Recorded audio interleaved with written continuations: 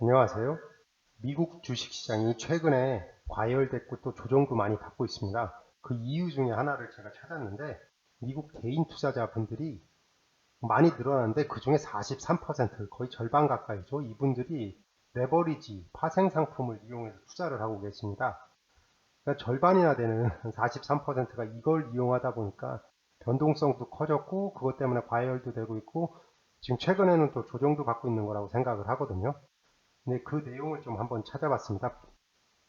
이게 최근에 나온 기사인데 43% of retail investors are trading with leverage. 와, 레버리지를 이용을 하고 있다는 말을 하죠. 그러면서 It's no secret retail investors have been a force in the current bull market, shoveling money into stocks. 그러니까 그러니까 비밀이 아니죠. 더 이상 이제 리테일 인베스터, 그러니까 우리나라 말로 하면 개미 투자자인데 이분들이 하나의 큰 힘, 뭐 되고 있는데 현재 이제 불마켓, 지난 진짜 3월 이후 9월까지 6개월 동안 정말 진짜 뜨거웠습니다. 장이 거기에 한 요소이고 삽으로 이제 돈을 넣고 있죠. 주식시장에. 그러면서 이런 상황들이 발생을 하고 있는데 어, investors are trading more and even getting into options and margin. 옵션하고 마진에다가 계속해서 이제 투자를 하고 있습니다.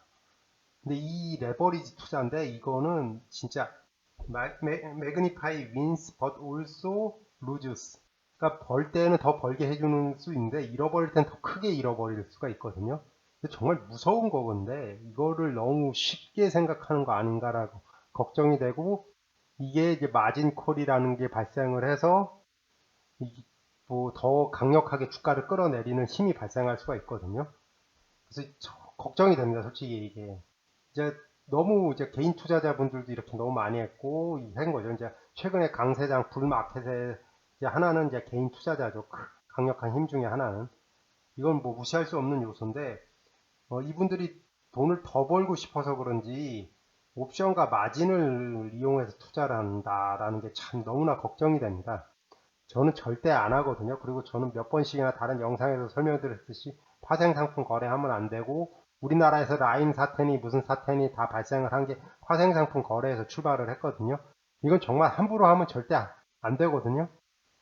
그리고 제가 알기로는 워렌 버핏도 거의 안 하는 걸로 알고 있습니다. 했다가 워렌 버핏도 손실을 봐서 안 하는 걸로 알고 있는데 이거를 너무 쉽게 생각하는 게 아닌가.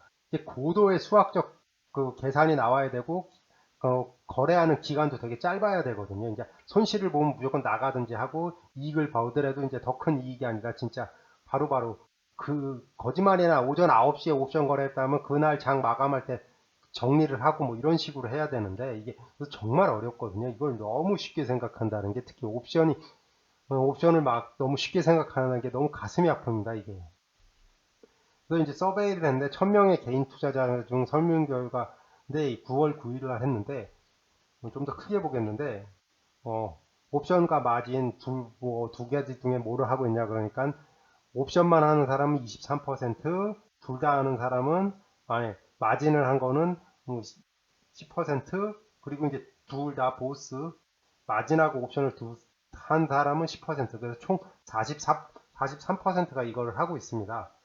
어휴, 절반에 가까운데 이 사람들이 이 주식시장에서 계속 강세장에선 좋을 텐데 이제 만약에 하락장에서 옵션 뭐 풋, 콜 뭐 이렇게 응용한다고 하더라도 이 쉬운 일이 아닌데 정말 이 부분은 걱정이 되고 저도 항상 드리는 말씀이죠. 너무 욕심 부리지 마시고 레버리지는 하지 마십시오. 진짜 레버리지 하면 이게 하락장에서 이게 손쓸 방도가 정말 없습니다. 이제 하락장에서. 그리고 주식을 장기 보유할 수가 없습니다. 이게 기다릴 수가 없거든요.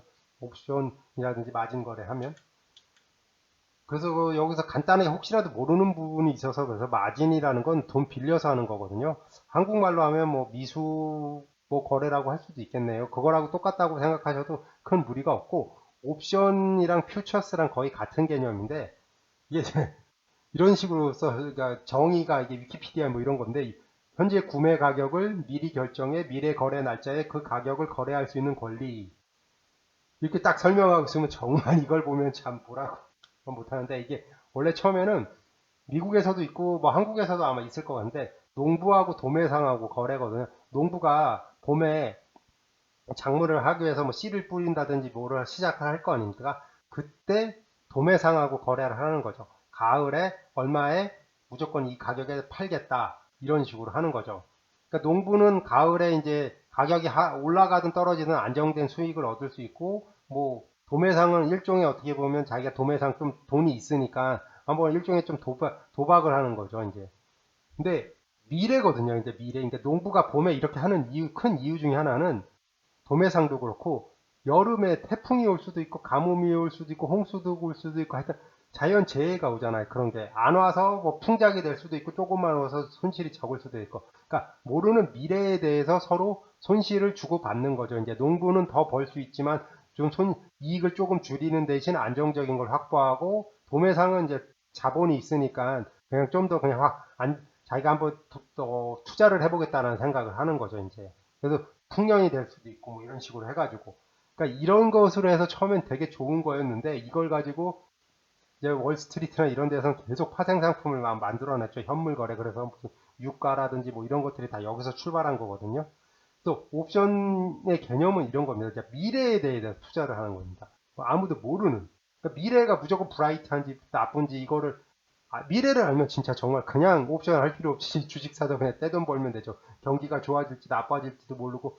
그리고 이번에 큰 사태 있잖아요. 이 코비드 19이 올 걸 누가 예상이나 했겠어요. 진짜 갑자기 전 세계적으로 퍼지고. 이걸 누구도 예상할 수가 없거든요. 미래는 아무도. 근데 그걸 미래에 기대서 옵션하고 마진을 한다는 건 정말 이게 너무 큰 그거거든요. 이건 좀 조심하셔야 됩니다. 또 한 가지 또 재밌는 사실을 여기서 찾았는데, interestingly, respondent with household income less than $50,000 said they trade more frequently since pandemic and had more stock exposure, even more than $100,000 or more group. 그러니까 5만 달러 이하 저소득층이 뭐 프리컨틀리하게 주식을 거래를 하고 이제 파생상품 쪽 뭐 이런 것들을 거래를 하고 있습니다. 이게 이분들이 그러니까 10만 달러나 그 이상 그룹보다, 그러니까 고소득층이죠. 미국에서도 5만 달러, 저도 5만에서 10만 달러 이상 이렇게 세 그룹으로 나눠는데 이분들이 오히려 더 많은 거래를 또 하고 뭐 스톡 익스포셔를 한다라는 거. 그러니까 고소득층보다 더.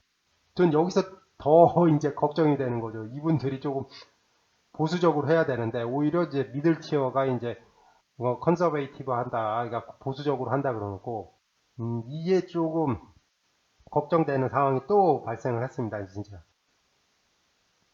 그리고 이제 다음에도 또 걱정되는데, in 2020, so far there has been an average of 28 million options contracted per day, up 45% from last year.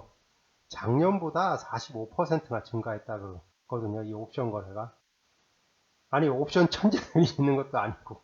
그 아는 사람들은 다 아는지 모르겠는데 뉴턴도 주식 투자했다가 말년에 되게 큰 돈을 잃어버렸다 그러더라고요.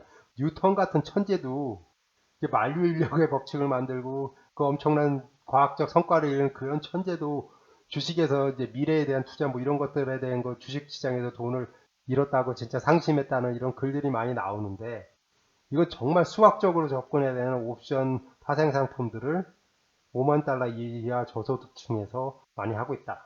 이걸 그대로 한국에서 가지고 와서 이제 한국 젊은 사람들이 뭐 20, 30대들이 아마 많이 할 것 같은데, 세상에 뭐 워렌 버핏이나 이런 천재 같은 투자자들 생각보다 많지 않고 자기 자신이 그런 거 아닙니다. 진짜로. 이런 걸 함부로 하면 안 되는 거고, 이거는 그냥 헤지펀드 매니저라든지 이제 좀 그런 사람들이 그냥 한다든지 하고 다른 곳이다 하고 빠져주는 게 훨씬 맞거든요. 하여튼 이건 정말 걱정되는 상황이고, 이번 조정도 이제 여기서부터 출발했다고 보거든요. 소프트뱅크가 뭐 기사를 보니까 옵션 거래라든지 뭐 이런 거를 통해서 뭐 주가를 끌어올리고 뭐 이런 짓을 했다 그러던데, 이런 것들이 이제 계속 쌓이다 보면 어쩔 수 없이 주식시장에서 터질 수밖에 없거든요. 이거는 정말 조심하셔야 됩니다, 진짜. 45%나 더 많았지. 5만 달러 이하 그 저소득층이 투자가 가장 많이 하고 있죠. 이거 뭐 그쵸, 보수적으로 투자를 하죠. 오히려 이제 미들 계층, 미들 티어가 이제 보수적으로 투자를 하는 거죠. 이게 참 이게 잘 되면 그 유동성으로는 끌어올리는 게 한계가 있고 무조건 유동성에는 종료가 있거든요. 역사적으로 나타나니까 이거를 조금 한다는 게 좀 가슴이 아프고 여러분들 이걸 보셔더라도 하다 못해 이제 그 옵션이나 마진 거래 하고 있다면 지금이라도 멈추는 거를 좀 꼭 고민해 보십시오. 예, 참고했던 URL은 유튜브 설명란에 올려놓겠습니다.